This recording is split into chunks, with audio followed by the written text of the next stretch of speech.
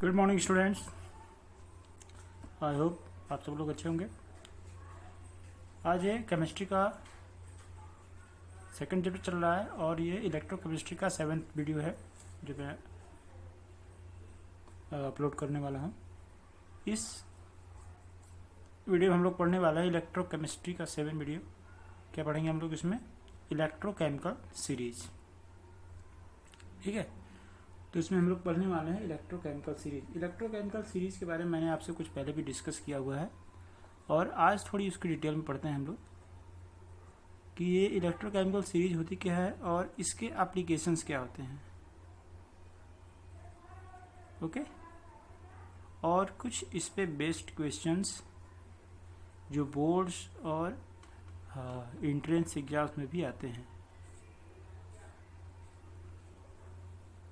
ठीक है, तो आज की हमारी हेडिंग होगी इलेक्ट्रोकेमिकल सीरीज।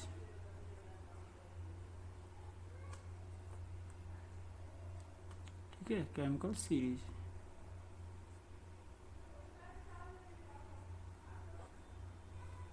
आज की हमारी ये है video electrochemical series based. Electrochemical series क्या होती है? ये सीरीज एक तरह की अरेंजमेंट है, एक ऑर्डर में अरेंजमेंट है एलिमेंट्स की on the basis of their standard reduction potential.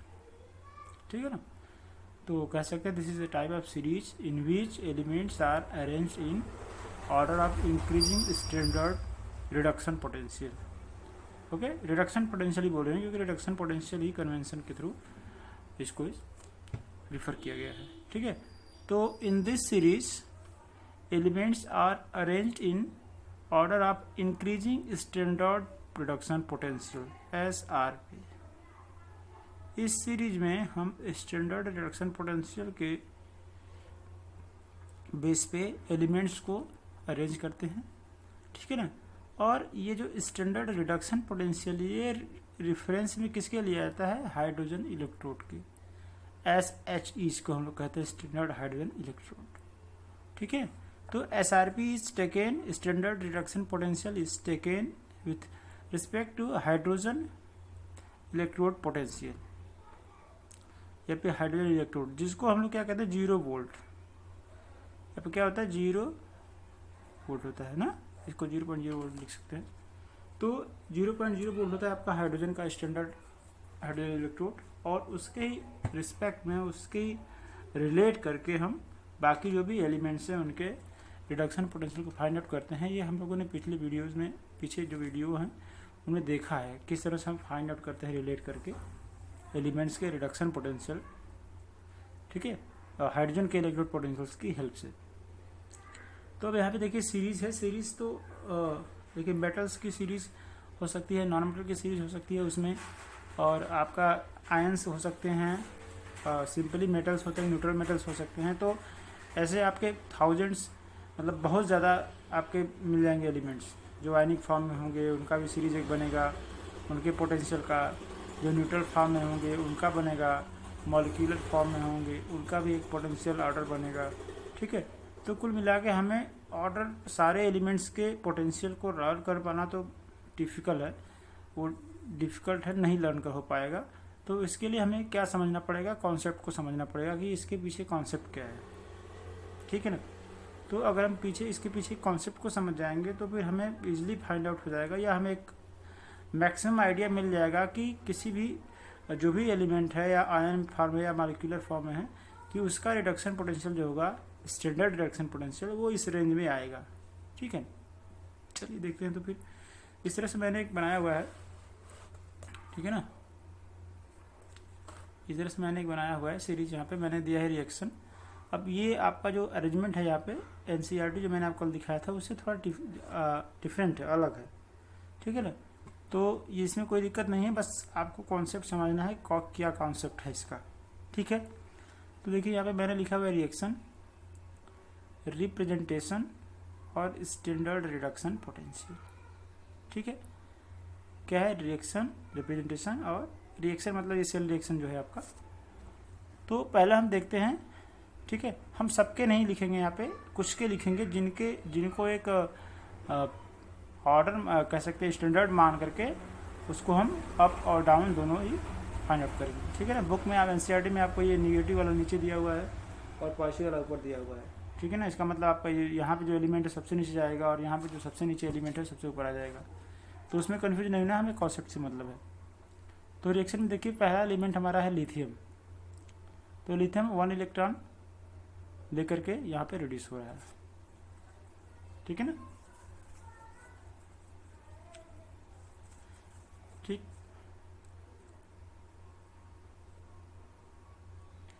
तो यहाँ पे देखिए इस तरह से आपका ये हो जा रहा है।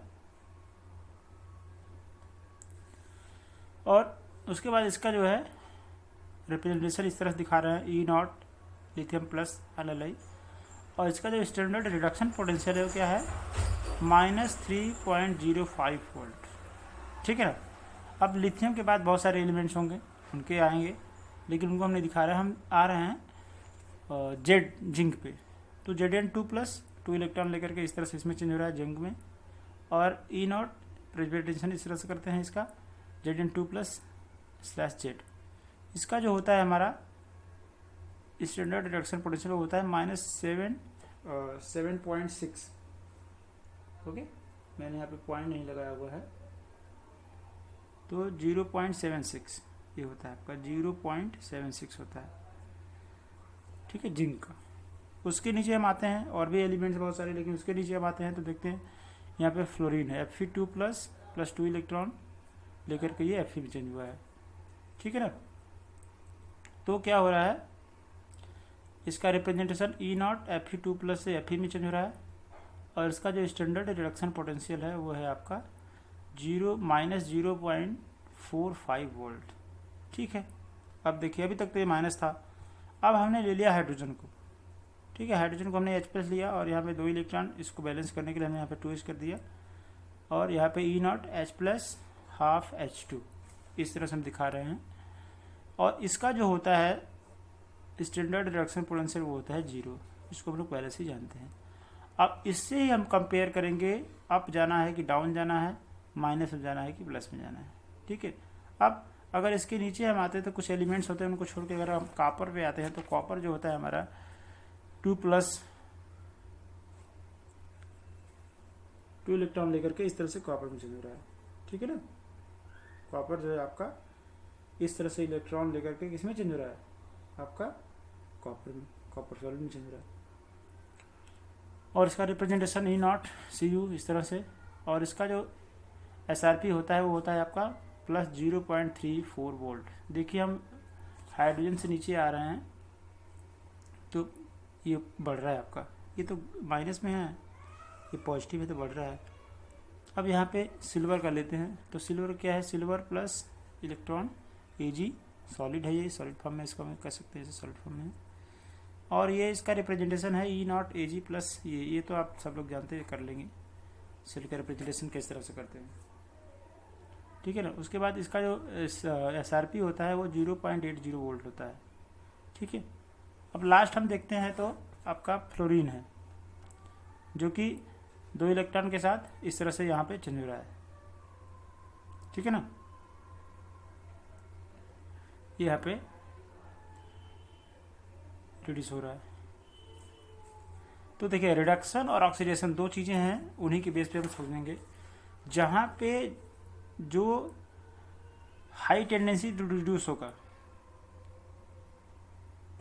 वो स्ट्रॉन्ग ऑक्सीडाइजिंग एजेंट होगा। सबसे ज़्यादा रिड्यूस होने की टेंडेंसी जो है इसकी है स्टैंडर्ड रिडक्शन पोटेंशियल। ठीक है, आप समझना है। स्टैंडर्ड रिडक्शन पोटेंशियल जब इंक्रीज होता है तो टेंडेंसी टू रिड्यूस भी इंक्रीज होती है, रिड्यूसिंग टेंडेंसी भी इंक्रीज होती है। तो अगर ऊपर से नीचे सबसे नीचे हम देखते हैं हमारा फ्लोरीन है, तो हम कह सकते हैं कि फ्लोरीन जो है फ्लोरीन है high tendency to reduce. Fluorine के पास क्या है, हाई टेंडेंसी है रिड्यूस होने की। तो अगर इसके पास हाई टेंडेंसी रिड्यूस होने की तो किसी न किसी को ऑक्सीडाइज कर रहा होगा, ये खुद रिड्यूस हो रहा है तो दूसरे को ऑक्सीडाइज कर रहा होगा। तो हम कह सकते हैं ये एक स्ट्रॉन्ग ऑक्सीडाइजिंग एजेंट है। ठीक है, देखिए +2.87 वोल्ट। ठीक है, तो हमारा फ्लोरीन जो है वो सबसे स्ट्रॉन्ग ऑक्सीडाइजिंग एजेंट है। ठीक, अब कंपेयर कर रहे हैं हम किससे, SHC से। हमारा जो स्टैंडर्ड हाइड्रोजन इलेक्ट्रोड पोटेंशियल है उसी से हम कंपेयर करके बता रहे हैं कि ये प्लस 2.87 वोल्ट है और सबसे स्ट्रॉन्ग ऑक्सीडाइजिंग एजेंट है, क्योंकि it's have high tendency to reduce. Fluorine के पास, ठीक है ना, वैसे भी इलेक्ट्रोनेगेटिव बहुत ज़्यादा होता है, तो हाई टेंडेंसी होती है रिड्यूस होने की। इलेक्ट्रॉन ले रहा है, इलेक्ट्रॉन डोनेट करता है तो क्या होता है, ऑक्सीडेशन होता है, इलेक्ट्रॉन रिसीव करता है तो रिडक्शन होता है। तो हाई टेंडेंसी रिड्यूस है, इसका मतलब ये सबसे स्ट्रॉन्ग ऑक्सीडाइजिंग एजेंट है इस पूरे सीरीज में। ठीक है ना, हम यहाँ से देख रहे हैं -3.05 वोल्ट से ये कहाँ तक आया है, प्लस 2.87 वोल्ट। इसका मतलब कि कोई भी एलिमेंट हो, आयन हो या मॉलिक्यूल हो, उसका जो SRP होगा वो प्लस 2.87 से ज़्यादा नहीं हो सकता और -3.05 वोल्ट से कम नहीं हो सकता। जो भी होंगे इसके ही रेंज में होंगे, इसके बीच में होंगे। ठीक है ना, अब हम जरा ऊपर चलते हैं तो हम देखते हैं लिथियम इस तरह से चेंज हो रहा है Li में। ठीक है ना, तो आई थिंक इसका मैंने कुछ बताया था दूसरा। तो ये क्या है, एक स्ट्रॉन्ग रिड्यूसिंग एजेंट है, क्योंकि इसके पास हाई टेंडेंसी ऑक्सीडाइज होने की है। टेंडेंसी क्या है, हाई टेंडेंसी ऑक्सीडाइज होने की है, तो क्या है, ये स्ट्रॉन्ग रिड्यूसिंग एजेंट है। अब जिसका ऑक्सीडेशन होता है उसके साथ क्या होता है, रिडक्शन केस में एजेंट कौन सा होता है, ये सब मैंने आपको बताया हुआ है और आप 11th में भी पढ़े हुए पढ़ चुके हैं और 9th में भी आपने 10th में भी आपने पढ़ा हुआ है। ठीक है, तो उसमें ज़्यादा कुछ करने की ज़रूरत नहीं है। ये हाई टेंडेंसी है ऑक्सीडाइज होने की, इसलिए ये स्ट्रॉन्ग रिड्यूसिंग एजेंट है। और फ्लोरीन क्या था, उसके पास हाई टेंडेंसी थी रिड्यूस होने की, इसलिए वो स्ट्रॉन्ग ऑक्सीडाइजिंग एजेंट था। क्योंकि जब वो एज ए रिड्यूसिंग एजेंट काम कर रहा है तो किसी न किसी ऑक्सीडाइज कर रहा होगा। ठीक है ना, या फिर ऑक्सीडेशन हो रहा है तो किसी न किसी को रिड्यूस कर रहा होगा। तो ये दोनों वाइस वर्सा होते हैं और इन दोनों के कंपेयर में हम देखते हैं किस तरह से ये वेरी कर रहा है हमारा। ठीक है ना, तो कुछ चीज़ें मैंने यहाँ पे लिखी हुई, जैसे देखिए ये जो एरो ऊपर से नीचे आ रही है, ये क्या कर रही है, स्टैंडर्ड रिडक्शन पोटेंशियल इंक्रीजिंग। हम ऊपर से नीचे आ रहे हैं तो हमारा हो रहा है स्टैंडर्ड रिडक्शन पोटेंशियल इंक्रीज कर रहा है। -3.05 है, यहाँ 0.76 हो गया, 0. हो गया। माइनस से वैल्यू कम होती तो उसका माइनस में अगर वो नंबर्स कम हो रहे हैं तो उसकी वैल्यू बढ़ जाती है। ठीक है, और उसके बाद 0, उसके बाद ये प्लस प्लस प्लस बढ़ता जा रहा है, इंक्रीज कर। और क्या हो रहा है, टेंडेंसी टू गेट रिड्यूस। ऊपर से नीचे आ रहे हैं तो हमारी एक टेंडेंसी है जो गेट रिड्यूस की, वो भी क्या हो रही है, बढ़ जा रही है। इसका मतलब कि वो स्ट्रॉन्ग ऑक्सीडाइजिंग एजेंट होते जा रहे हैं। ठीक है ना, तो जो नीचे का होगा, जिसकी SRP ज़्यादा होगी, वो सबसे ज़्यादा ऑक्सीडाइजिंग एजेंट की तरह वर्क करेगा। ठीक है ना, जो एलिमेंट, जिस एलिमेंट की SRP ज़्यादा होगी वो आपका स्ट्रॉन्ग ऑक्सीडाइजिंग एजेंट की तरह वर्क करेगा और उसके पास टेंडेंसी टू गेट रिड्यूस भी सबसे ज़्यादा होगी। ठीक है, इसके अपोजिट यहाँ पे जो हम नीचे से अगर ऊपर जा रहे हैं तो क्या हो रहा है, reducing agent, strong reducing agent ऊपर जा रहे हैं। सबसे ऊपर जो होगा वो सबसे स्ट्रॉन्ग रिड्यूसिंग एजेंट होगा। जैसे यहाँ पे क्या है, सबसे ऑक्सीडाइजिंग एजेंट ज़्यादा हो रहा है और यहाँ पे रिड्यूसिंग एजेंट, तो यहाँ पे क्या है, टेंडेंसी टू गेट रिड्यूस हो रही है। तो यहाँ पे जब हम नीचे से ऊपर जाएंगे तो टेंडेंसी टू गेट ऑक्सीडाइज बढ़ता जाएगा। ठीक है ना, तो जो भी एलिमेंट या आयन या मॉलिक्यूल होगा उसकी ऑक्सीडाइज होने की टेंडेंसी बढ़ती जाएगी।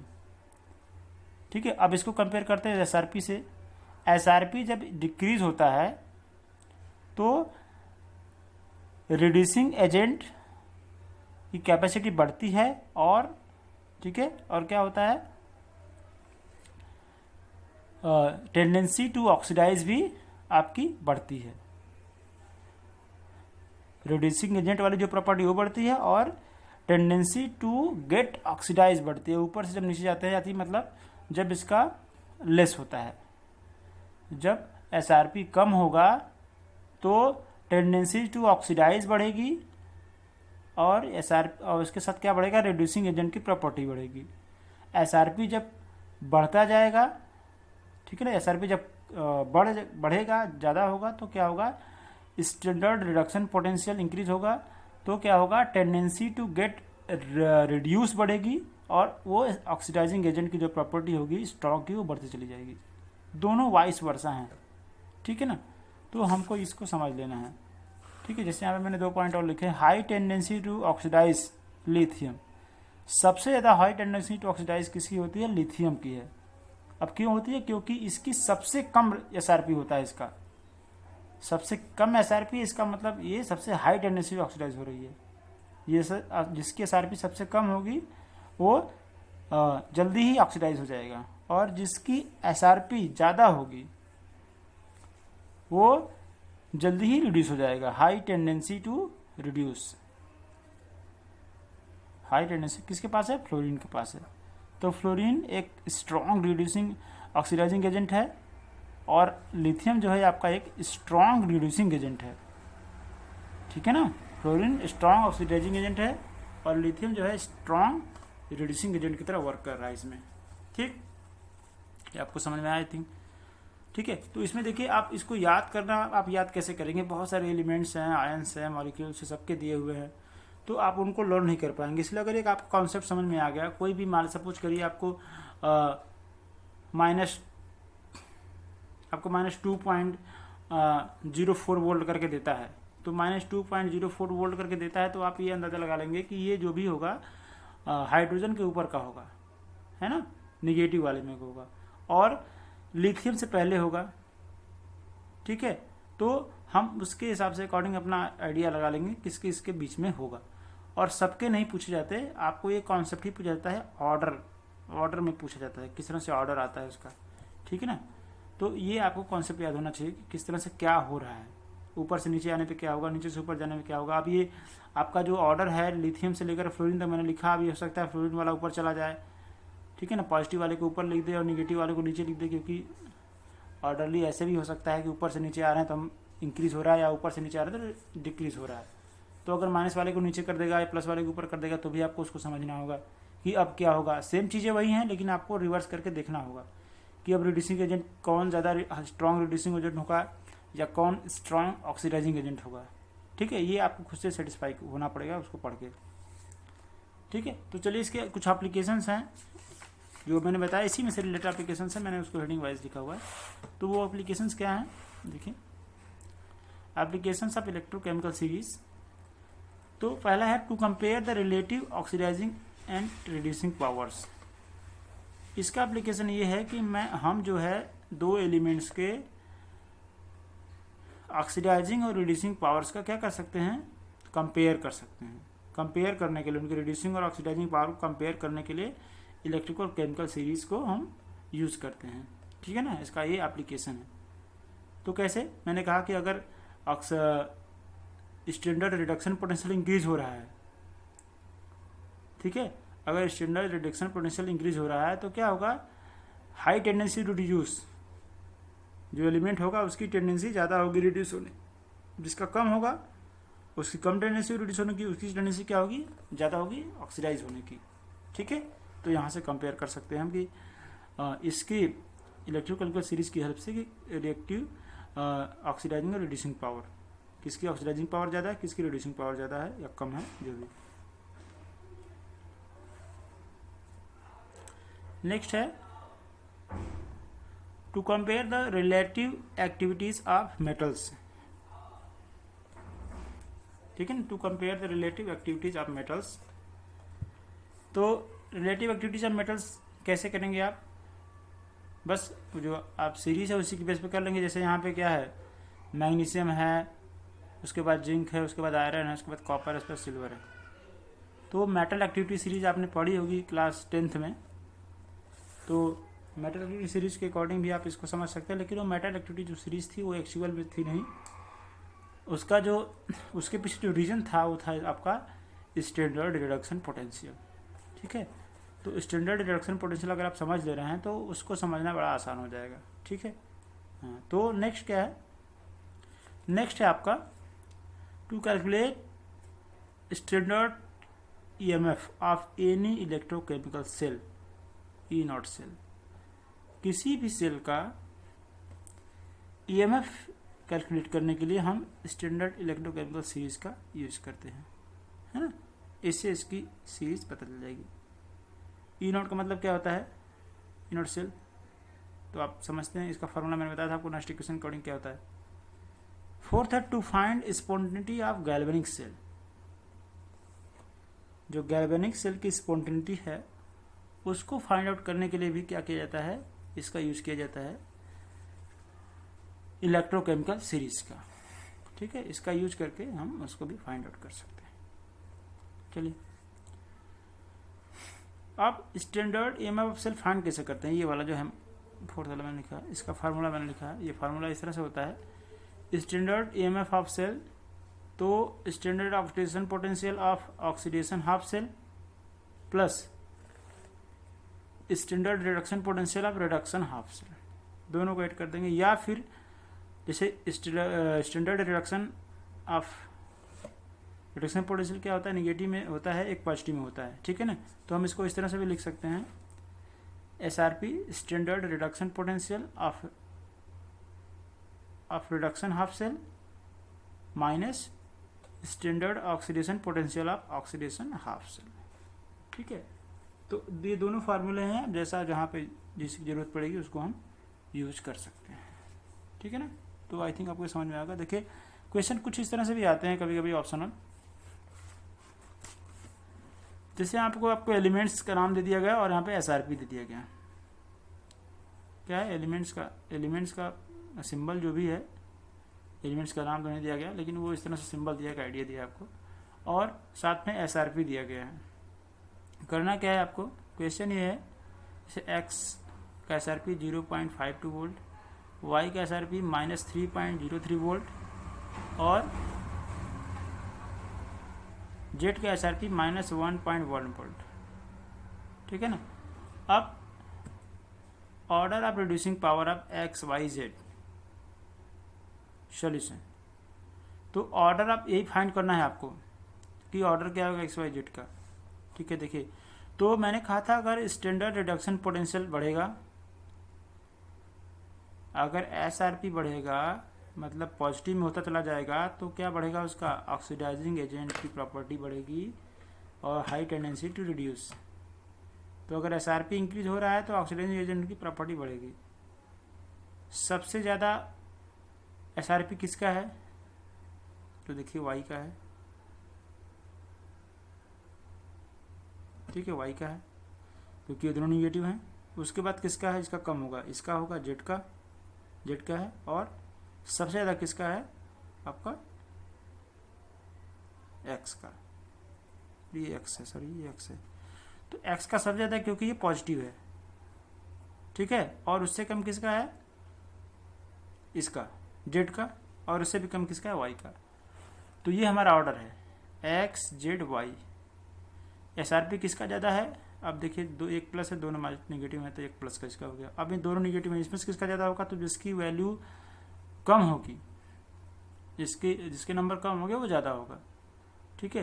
तो आपका क्या है, Z है, क्योंकि 1.18 है और ये 3.03 वोल्ट है, तो इसका ज़्यादा हो गया। चलिए, तो ये हमारा ऑर्डर हो गया, Y is greater than Z is greater than, sorry X is greater than Z is greater than Y, ठीक है। अब इसको रिड्यूसिंग एजेंट के केस में अगर करना चाहें आप तो इस तरह से कर सकते हैं, सबसे जो ज़्यादा था सबसे जिसका कम होगा वो सबसे ज़्यादा रिड्यूसिंग एजेंट हो जाएगा, ठीक है। तो ये है आपका Y Z X, just opposite हो जाएगा। अब टेंडेंसी टू रिड्यूस और टेंडेंसी टू ऑक्सीडाइज होता तो फिर उसका कॉन्सेप्ट बदल जाता कि which have high tendency to reduce, which have high tendency to oxidise. तो हाई टेंडेंसी टू रिड्यूस उसकी होगी जिसका SRP ज़्यादा होगा, ठीक है, और हाई टेंडेंसी टू ऑक्सीडाइज उसकी वो होगा जिसका SRP सबसे कम होगा, ठीक है। तो उसको उसके बेस पे भी हम निकाल सकते हैं। चलिए, समझ में आया। बस आपको इतना याद रखना है कि SRP इंक्रीज होने के साथ क्या होगा और SRP डिक्रीज होने के साथ क्या होगा।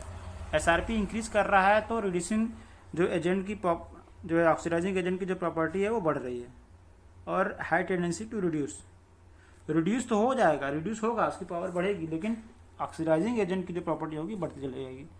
और SRP अगर डिक्रीज हो रहा है तो high tendency to oxidise,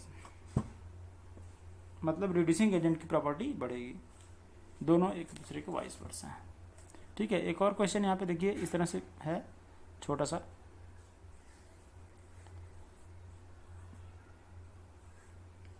E0 Cr3 plus Cr is equal to minus SRP दिया, इसका SRP दिया हुआ है। SRP क्या है? E0 Cr3 plus Cr minus 0.74 volt. ठीक है, अब देखिए E0 Cr2O72 माइनस ये हो रहा है Cr3 प्लस, इसका है 1.33 वोल्ट, है ना। नेक्स्ट है आपका E0 MnO4 minus Mn2 plus 1.51 volt. अब यहाँ पे E0 Cl क्लून माइनस 1.36 वोल्ट। आपको फाइंड करना है, find the strongest oxidising agent. सबसे ज़्यादा स्ट्रॉन्ग ऑक्सीडाइजिंग एजेंट कौन है, इसका मतलब SRP किसका सबसे ज़्यादा है, ऐसे आप कह सकते हैं। ठीक है ना, तो मोर SRP,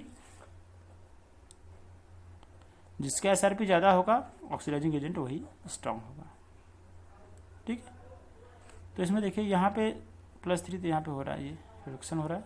यहाँ पे क्या हो रहा है, यहाँ पे +6 से +3 हो जा रहा है, ये भी रिडक्शन हो रहा है। देखिए यहाँ पे +7 है, यहाँ पे जो मैग्नीज है +7 फॉर्म में है और यहाँ पे 2 ब्लॉक फॉर्म में है। ठीक है, तो यहाँ पे जो है रिडक्शन पोटेंशियल आपका ज़्यादा है। ठीक है ना, यहाँ पे क्या है, रिडक्शन पोटेंशियल ज़्यादा है। अब दोनों अगर इसमें कंपेयर करने के लिए दिया जाए आपको ऑप्शन में, तो देखिए किसका ज़्यादा होगा। ये E0 से 1 इलेक्ट्रॉन लेकर के रिड्यूस हो रहा है यहाँ पे, लेकिन यहाँ पे +7 से +2 जा रहा है। ठीक है ना, तो क्या होगा, सबसे ज़्यादा स्ट्रॉन्ग ऑक्सीडाइजिंग एजेंट आपका कौन होगा, ये होगा स्ट्रॉन्ग ऑक्सी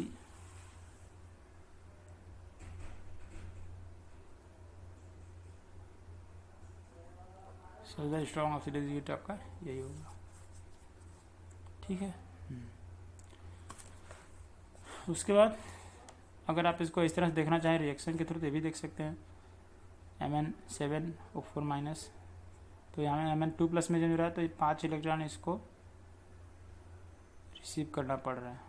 ठीक है, तो ये रिड्यूस हो रहा है इसमें, तो इसकी रिड्यूसिंग जो स्ट्रॉन्ग ऑक्सीडाइजिंग एजेंट की प्रॉपर्टी है रिड्यूस हो रहा है, तो ऑक्सीडाइजिंग एजेंट की प्रॉपर्टी बढ़ेगी। कहा गया है कि SRP अगर इंक्रीज होता है तो उसकी प्रॉपर्टी बढ़ जाएगी। ठीक है ना, इस तरह से आप इसको फाइंड आउट कर सकते हैं।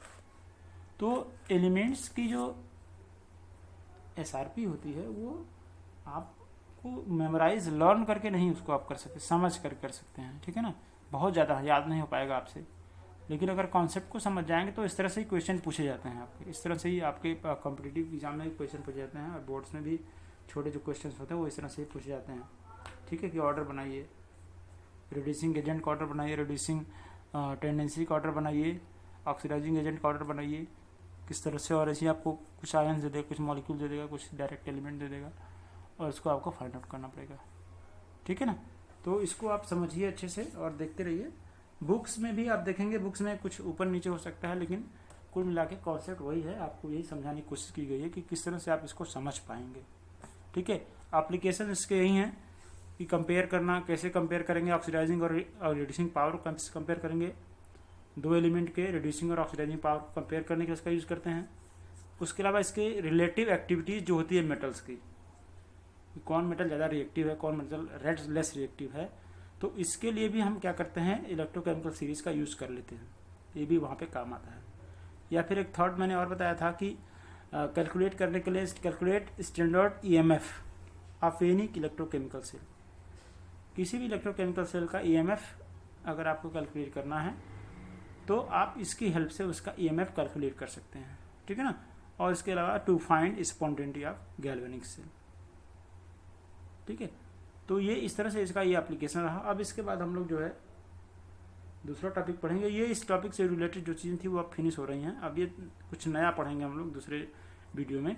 ठीक है, अब तक ये जो था तो ये रिलेटेड था आपका इलेक्ट्रोकेमिकल सेल से रिलेटेड था, उसकी प्रॉपर्टी को सारी हम एक्सप्लेन कर रहे थे किस तरह से कहाँ से क्या हो रहा है, और आई होप आपको ये समझ में भी आ रहा होगा। ठीक है। अगर आप बुक से पढ़ेंगे तो चीज़ें और क्लियर हो जाएंगी, ठीक है। क्योंकि किसी एक सोर्स से चीज़ें नहीं हो पाती हैं क्लियर, कभी कभी ऐसा होता है कि या तो आप बुक से ही पढ़ें या तो लेक्चर पढ़ें तो नहीं समझ में आता। अगर दोनों जब आप पढ़ते हैं, कंपेयर करते हैं, तो आपको चीज़ें अपने आप क्लियर होती चली जाती हैं, ठीक है। तो थैंक्स सो मच।